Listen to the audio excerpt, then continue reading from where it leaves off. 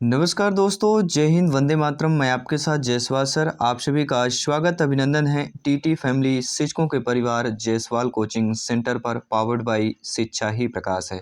शिक्षा में ज्ञान देती है, संस्कार देती है और यही शिक्षा का प्रचार प्रसार आपके हाथों होने वाली है। आप सभी भावी अध्यापक अध्यापिकाओं शिक्षक बंधुओं की बात करेंगे। जी हाँ, चलिए आज के हम प्रैक्टिस पेपर की बात करेंगे। पर्यावरण अध्ययन प्रैक्टिस पेपर की बात करेंगे 29 बाई जायसवाल सर। 30 महत्वपूर्ण लाजवाब संपूर्ण कंसेप्ट का निचोड़ रहने वाला है। जैसे आपके देखा जा रहा है पेपर पे जिस कंसेप्ट से ज़्यादा प्रश्न पूछे जा रहे हैं उसी लेवल के यहाँ पर भी प्रश्नों को आपको यहाँ पे कंबाइन किया गया है।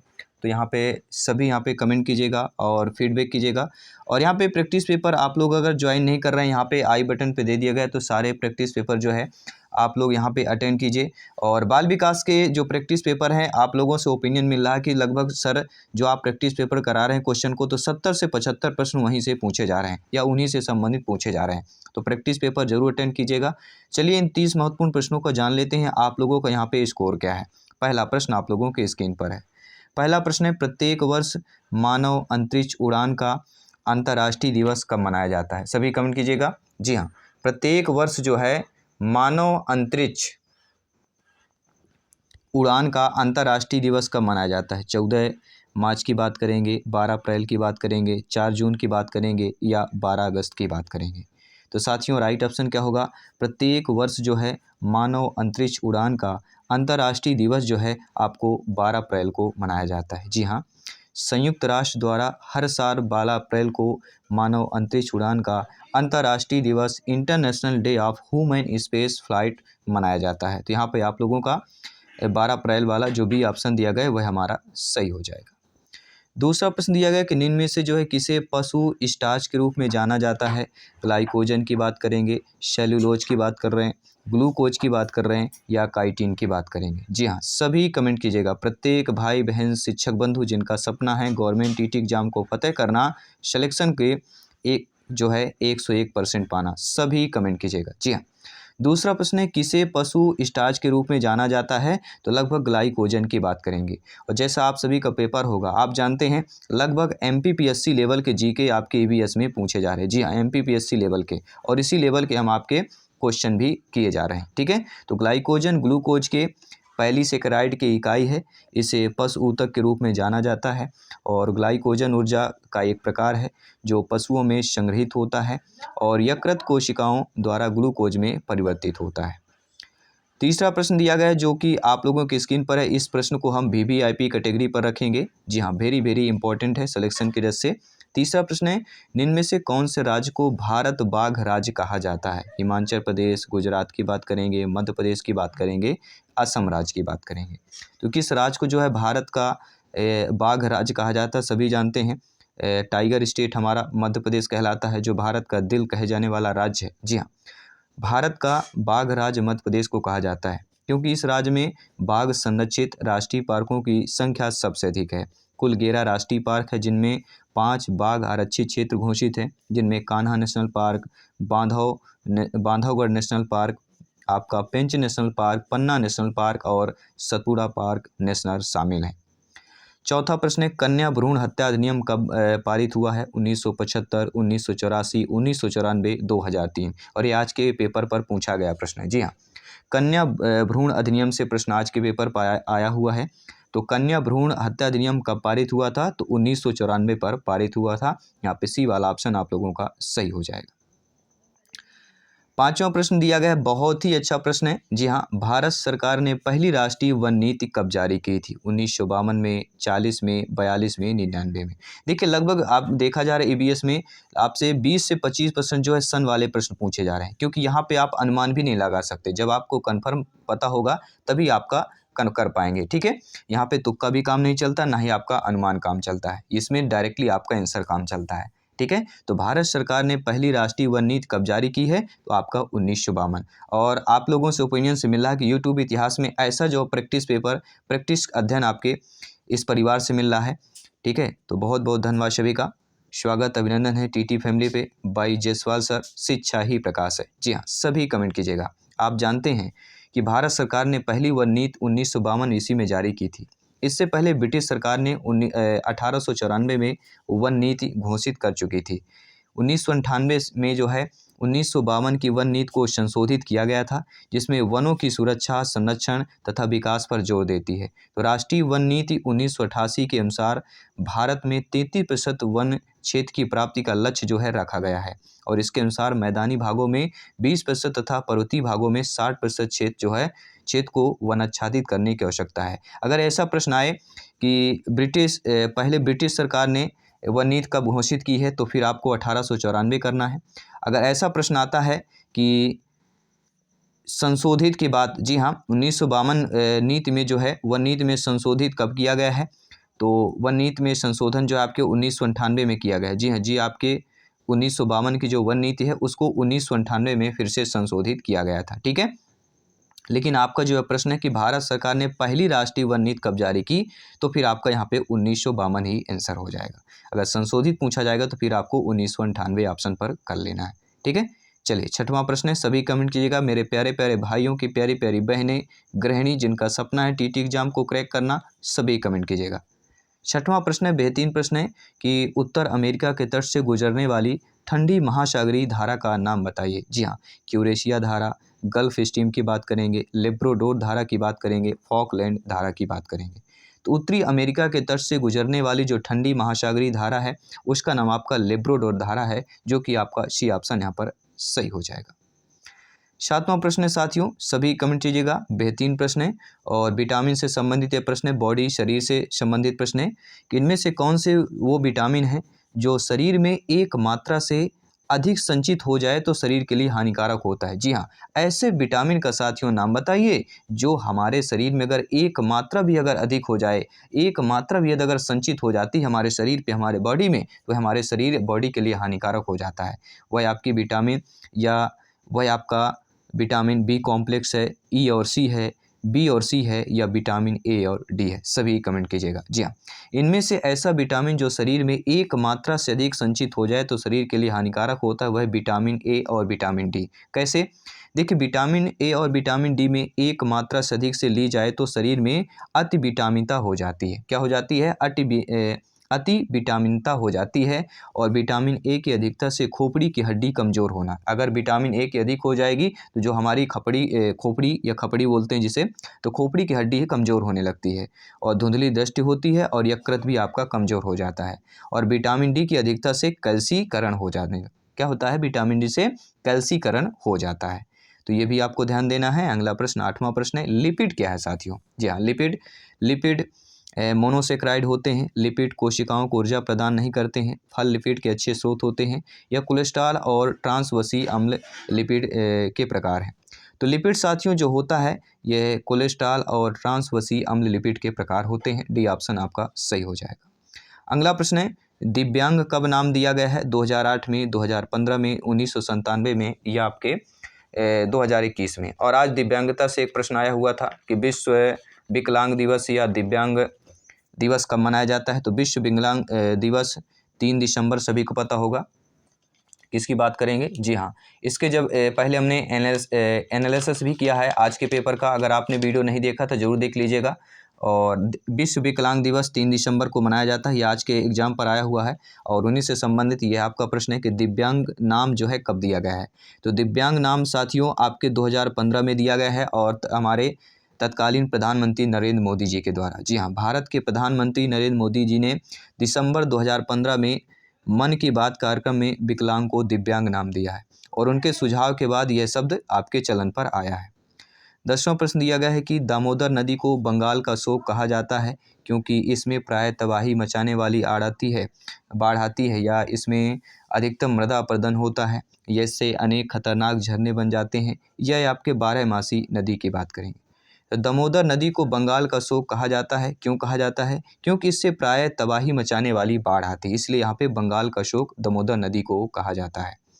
अगला प्रश्न साथियों 11वां नंबर प्रश्न है कि निम्नलिखित में से वह नदी कौन सी है जिसका उद्गम भारतीय क्षेत्र में नहीं है? महानदी की बात करेंगे, ब्रह्मपुत्र की बात करेंगे, रावी की बात करेंगे, चिनाब की बात करेंगे। जी हाँ, आपका प्रत्येक कमेंट फीडबैक सर्वोपरि है, सम्मान है। जयसवाल सर आप सभी का स्वागत, अभिनंदन करते हैं, सभी कमेंट कीजिएगा। जी हाँ, ऐसी नदी जिसका उद्गम भारतीय क्षेत्र में नहीं है वह आपकी ब्रह्मपुत्र। जी हाँ, ब्रह्मपुत्र की बात करेंगे जिसका उद्गम जो है भारतीय क्षेत्र में नहीं है।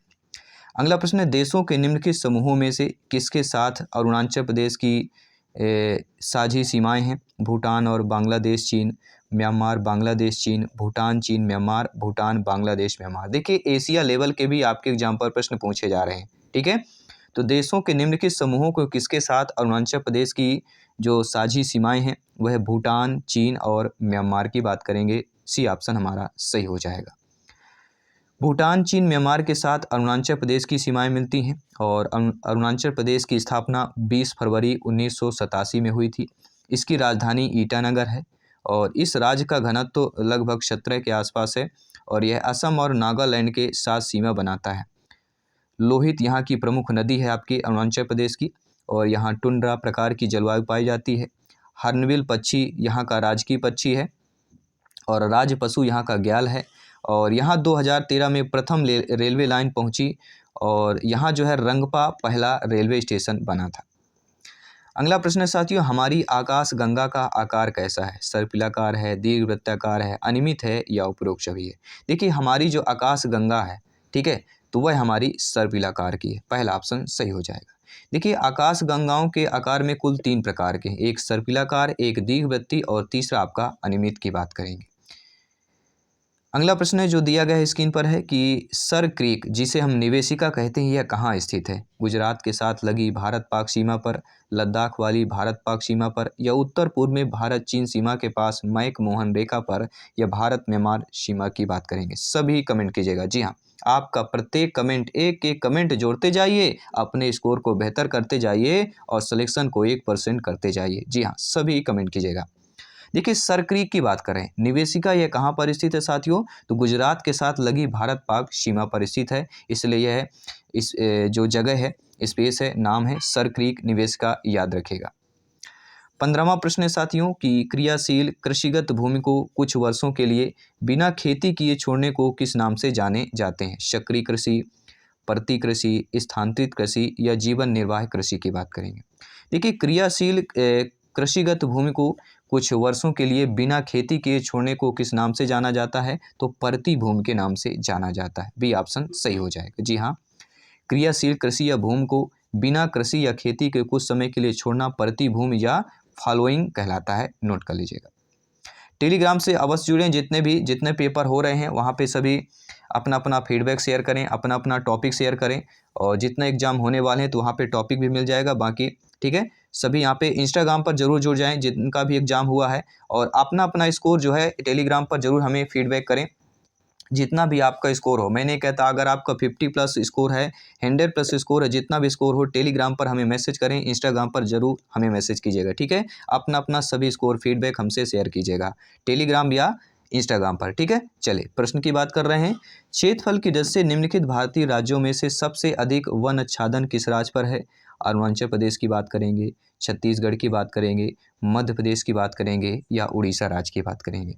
तो क्षेत्रफल की दृष्टि से देखा जाए तो भारतीय राज्यों में सबसे अधिक जो वन आच्छादन है आपके मध्य प्रदेश राज्य की बात करेंगे। थर्ड ऑप्शन सही हो जाएगा। जी हाँ, मध्य प्रदेश क्षेत्रफल की दृष्टि से भारत का अधिक वन क्षेत्र वाला राज्य है और हाल ही में भारतीय राज्य वन रिपोर्ट के अनुसार 77,700 वर्ग किलोमीटर या लगभग 11.24% वन आपके मध्य प्रदेश पर है। जी हाँ, जबकि भारत का कुल वन क्षेत्रफल 6,90,899 किलोमीटर, भारत में समस्त भूमि का 23% भाग वनाच्छादित है, ठीक है। अधिक वनाच्छादित राज्यों में मध्य प्रदेश प्रथम स्थान पर है, दूसरे पर अरुणाचल प्रदेश है, तीसरे पर छत्तीसगढ़ है और चौथे स्थान पर महाराष्ट्र का नाम आता है।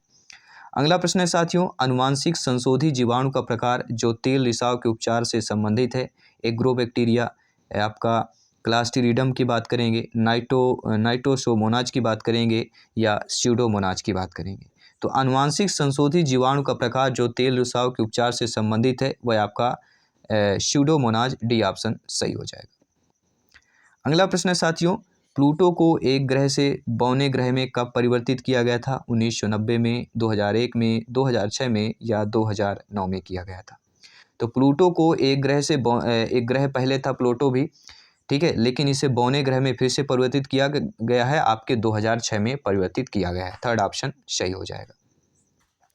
अगला प्रश्न है कोरल रीफ को सुरक्षित करने के लिए भारत सरकार ने एक समुद्री क्षेत्र को मरीन पार्क घोषित कर दिया है। वह समुद्री क्षेत्र कच्छ की खाड़ी है, लक्षद्वीप समूह है, मन्नार की खाड़ी है या अंडमान समूह की बात करेंगे। तो कोरल रीफ को सुरक्षित करने के लिए भारत सरकार ने जिस समुद्री क्षेत्र को मरीन पार्क में घोषित कर दिया है वह आपकी कच्छ की खाड़ी है। पहला ऑप्शन सही हो जाएगा। अगला प्रश्न है सौर मंडल की खोज कब की गई थी? 1543 में, 1674 में, 1863 में, 1969 में। जी हाँ, सभी कमेंट कीजिएगा। सौर मंडल की खोज कब की गई है? तो आपके 1543 में जो है सौर मंडल की खोज की गई है, वो भी कॉपरनिकस की बात करेंगे। जी हाँ, सौर मंडल की खोज निकोलस कॉपरनिकस ने 1543 ईस्वी में सर्वप्रथम की थी। लगभग 20 प्रश्न कंप्लीट कर चुके हैं, 10 प्रश्न और बचे हुए हैं। टोटल 30 प्रश्न हैं और 30 में से आप लोगों का बेस्ट स्कोर क्या है एग्जाम के पहले ज़रूर कमेंट कीजिएगा और प्रत्येक प्रैक्टिस पेपर ज़रूर अटेंड कीजिएगा, ठीक है। चाहे हम मैथ्स की बात करें, हिंदी की बात करें, चाहे आपके पर्यावरण की बात करें और आपके EVS के साथ साथ बाल विकास, 3 टॉपिक बहुत ही महत्वपूर्ण हैं अगर एग्जाम के सिलेक्शन की दृष्टि से देखा जाए। लैंग्वेज भाषा को छोड़ दीजिए, आप पकड़ लीजिए EVS को, आपको पकड़ लेना है आपके बाल विकास की बात करेंगे, CDP को पकड़ लेना है, चाइल्ड डेवलपमेंट एंड पेडागोजी को, और चौथा है आपका मैथ्स गणित जो कि पेडागोजी पे ज़्यादा फोकस करना है। तो मक्का किसका अच्छा स्रोत है सभी जानते हैं, सभी कमेंट कीजिएगा। तो मक्का जो है एक स्टार्च का सबसे अच्छा स्रोत कहलाता है। जी हाँ, स्टार्च कार्बोहाइड्रेट की पॉलीसेकेराइड इकाई है जहाँ ग्लूकोज के अणु आपस में ग्लाइकोसिडिक बंध द्वारा जुड़े होते हैं।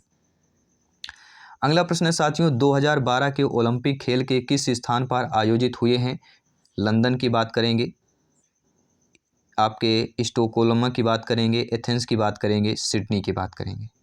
जी हाँ, 2012 ओलंपिक खेल किस स्थान पर आयोजित किया गया है? तो लंदन पर किया गया था। जी हाँ। अगला प्रश्न है साथियों, सभी कमेंट कीजिएगा। भारत में राज्यों के राज्यपाल के लिए कम से कम आयु क्या होती है? 30 वर्ष, 25 वर्ष, 35 वर्ष, 45 वर्ष। जी हाँ, देखिए भारत में राज्यपालों की अगर देखा जाए कम से कम जो आयु है यहाँ पे आपकी 35 वर्ष होनी चाहिए। जी हाँ, राज्यपाल के लिए कम से कम 35 वर्ष आयु होनी चाहिए। राज्यपाल नियुक्त होने के लिए 35 वर्ष कम से कम आयु पूर्ण होनी चाहिए और इसके अलावा वह भारत का नागरिक हो, विधानसभा के सदस्य चुने जाने के योग्य हो एवं किसी लाभ का पद धारण न किया हो। योग्यताएं आवश्यक हैं। संविधान में राज्यपाल की नियुक्ति के लिए अधिकतम आयु सीमा उल्लेखित नहीं है लेकिन कम से कम 35 वर्ष होनी चाहिए। अगला प्रश्न है, भारत की अंतरिम संसद में कितने सदस्य थे? 296, 313, 318, 316। सभी कमेंट कीजिएगा। तो भारत के अंतरिम संसद में लगभग आपके बात करेंगे 296 सदस्य थे। जी हाँ, अंतरिम सरकार गठन आपका 2 सितंबर 1946 को अंतरिम संसद से जवाहरलाल नेहरू के नेतृत्व में हुआ था और वायसराय गार्ड माउंटबेटन अध्यक्ष थे। जवाहरलाल नेहरू वहां पर उपाध्यक्ष थे और इस समय सदस्यों की संख्या 296 थी और संविधान निर्माण में 2 वर्ष 11 माह 18 दिन लगे थे। ये प्रश्न आ सकता है कि संविधान निर्माण में भारत के कितने दिन लगे? तो 2 वर्ष 11 माह 18 दिन लगे थे। अगला है कि संविधान का अनुच्छेद 60 संदर्भित है भारत के राष्ट्रपति चुनाव से, राष्ट्रपति के शपथ से, राष्ट्रपति पर महाभियोग से या भारत के उपराष्ट्रपति की बात करेंगे। देखिए संविधान का अनुच्छेद जो 60 संदर्भित है वह किससे संदर्भित है? तो राष्ट्रपति के शपथ से संदर्भित है। जी हाँ, अनुच्छेद 60 में राष्ट्रपति द्वारा शपथ ग्रहण उल्लेख है जिसके अनुसार राष्ट्रपति पद की शपथ भारत के मुख्य न्यायाधीश द्वारा और उसकी अनुपस्थिति में उच्चतम न्यायालय के वरिष्ठतम न्यायाधीश द्वारा जो है दिलाए जाने की प्रावधान है। 26वां प्रश्न है साथियों, किसने भारत के संविधान को अर्धसंघीय रूप में वर्णित किया है? ग्रेनविल ऑस्टिन की बात करेंगे, आइवर जेनिंग्स की या आपके मोरिस जोन्स की या केवी वेयर की। आपने सोचा नहीं होगा कि इस लेवल के प्रश्न आ सकते। जी हाँ, इसी लेवल के प्रश्न पूछे जा रहे हैं। तो किसने भारत के संविधान को अर्धसंघीय रूप में वर्णित किया है? वह आपके और कोई नहीं, केसी वेयर जी हैं। डी ऑप्शन सही हो जाएगा। केसी वेयर ने भारतीय संविधान को अर्धसंघीय रूप में बताया है और यह व्यवस्था एक संघीय प्रणाली है। भारतीय संविधान का झुकाव एकात्मक के प्रति अधिक है। किसके प्रति है? एकात्मक के प्रति। 27वां प्रश्न, संविधान सभा ने राष्ट्रगान कब अपनाया? 24 मई 1949 को, 24 नवंबर 1949 को, 24 जनवरी 1950 को, 24 जून 1950 को। जी हाँ, संविधान सभा ने राष्ट्रगान को कब अपनाया है? सभी कमेंट कीजिएगा, बताइएगा। तो 24 जनवरी 1950 को जो है संविधान ने राष्ट्रगान अपनाया है। जी हाँ, रविन्द्रनाथ टैगोर द्वारा मूल रूप से बांग्ला में रचित संगीतबद्ध जन गण मन के हिंदी संस्करण को संविधान सभा ने भारत के राष्ट्रगान के रूप में 24 जनवरी 1950 को अपनाया था और यह सर्वप्रथम 27 दिसंबर 1911 को भारतीय राष्ट्रीय कांग्रेस के कोलकाता अधिवेशन में गाया गया था और इस अधिवेशन की अध्यक्षता पंडित विशन नारायण दत्त ने किया था। तो 24 जनवरी 1950 को अपनाया गया और सर्वप्रथम 27 सितंबर 1911 को जो है इसे भारतीय राष्ट्रीय कांग्रेस में कोलकाता अधिवेशन में गाया गया था। पहले गाया गया कब गया है? 27 दिसंबर 1911 को, फिर यह 24 जनवरी 1950 को अपनाया गया था। अगला प्रश्न है कि अंडमान और निकोबार द्वीप समूह क्षेत्र का उच्च न्यायालय किस राज्य के अंतर्गत आता है? तमिलनाडु राज्य के, पश्चिम बंगाल के, आंध्र प्रदेश राज्य के या कर्नाटक राज्य के अंतर्गत आता है?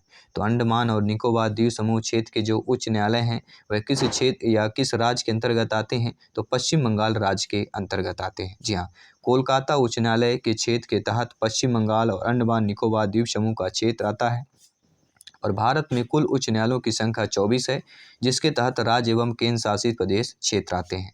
2 प्रश्न और बचे हैं, इनको कंप्लीट करते हैं। पूरे आपके प्रैक्टिस पेपर अभ्यास प्रश्न पत्र को आपके सिलेबस के अकॉर्डिंग कंप्लीट करते हैं। अगला प्रश्न, कथनों पर विचार करना है कि बच्चों के पर्यावरण संबंधी ज्ञान की जांच के लिए सैद्धांतिक तरीके का उपयोग संभव नहीं है। यह अनुभव द्वारा व्यवहार में होने वाले परिवर्तन को सीखना या अधिगम कहते हैं। उपरोक्त में से कौन सा कथन आपका सही दिया गया है? देखिए, कथनों के विचार करें तो बच्चों के पर्यावरण संबंधी ज्ञान की जांच के लिए सैद्धांतिक तरीके का उपयोग संभव नहीं है। बिल्कुल सही बात की गई है। और अनुभव द्वारा व्यवहार में होने वाले परिवर्तन को सीखना या अधिगम कहते हैं। बिल्कुल दोनों हमारे कथन सही दिए गए हैं। जो सी ऑप्शन दिया गया कि ए व बी दोनों सही हैं, बिल्कुल सही हो जाएगा। 30वां प्रश्न है, प्यारा सा प्रश्न है, न्यारा सा प्रश्न है, सिलेक्शन वाला प्रश्न है कि किन प्रश्नों के द्वारा बालक के पर्यावरण संबंधी ज्ञान को परखा जा सकता है? जंगल किसके लिए लाभकारी है? जंगल से हमें क्या प्राप्त होता है? या खेती से हमें क्या प्राप्त होता है? जी हाँ, तो किन प्रश्नों के द्वारा जो है बालक के पर्यावरण संबंधी ज्ञान को परखा जाता है? तो आप सभी जानते हैं जंगल किसके लिए लाभकारी, इसके लिए परखा जाता है। जंगल से हमें क्या प्राप्त होता है या खेती से हमें क्या प्राप्त होता है? तो तीनों हमारे कथन हैं। तीनों कथनों द्वारा, तीनों प्रश्नों द्वारा जो है बालक के पर्यावरण संबंधी ज्ञान को परखा जाएगा। तो यहाँ पे जो आपका डी ऑप्शन दिया गया वह सही हो जाएगा। और आपको पता है 4 से 5, कभी 3 या 4 प्रश्न या 4 या से 5 प्रश्न पेडागोजी में आपके एग्जाम पर पूछे जा रहे हैं। ठीक है, तो लगभग इसी 2 या 3 हम भी कर रहे हैं, ज़्यादा पेडागोजी के प्रश्न नहीं करते हैं। एनसीएफ देख लीजिएगा, जो हम ऑलरेडी कर चुके हैं 50 प्रश्न एनसीएफ से, आरटीएफ से संबंधित और न्यू एजुकेशन पॉलिसी से बीच बीच में पूछ लिया जा रहा है। ठीक है, तो एनसीएफ से और आरटीएफ से भी कम प्रश्न पूछे जा रहे हैं और उम्मीद करते हैं आगे इनसे प्रश्न जरूर पूछे जाएंगे। और ये प्रैक्टिस पेपर में 30 में से आप लोगों ने क्या स्कोर किया है, नीचे कमेंट बॉक्स में अवश्य बताइएगा। आपके कमेंट का, आपके स्कोर का जयसवाल सर बेफिक्स यहाँ पे कमेंट फीडबैक करते हैं। और आपका जितना भी स्कोर डेली कर पा रहे हैं तो हमें इंस्टाग्राम, टेलीग्राम पर जरूर मैसेज करें। ठीक है, हम कलेक्ट करेंगे पूरा डाटा। ठीक है, और इसका फिर कट ऑफ निकालेंगे, बहुत सारी चीज़ें हम करने वाले हैं। ठीक है, तो आप लोग हमें इंस्टाग्राम, टेलीग्राम से जरूर जुड़ें, फेसबुक पेज से जुड़ सकते हैं। ठीक है, अपने टीटी फैमिली से जयसवाल कोचिंग सेंटर की बात करेंगे, शिक्षा की बात करेंगे, शिक्षा जगत का चैनल है, आवर फैमिली है, टीचर्स फैमिली है, आपका परिवार है। तो सभी मित्रों को शुभ रात्रि है, जल्द ही मॉर्निंग पर मिलते हैं। और जिनका कल मॉर्निंग पे एग्जाम है सभी का ऑल द बेस्ट है। बेहतरीन तैयारी कीजिए, शांति मन से जाइएगा, शांति मन से उत्तर दीजिएगा और सिलेक्शन वाले स्कोर लेकर आइएगा। जी हाँ, धन्यवाद सभी का। जय हिंद, वंदे मातरम।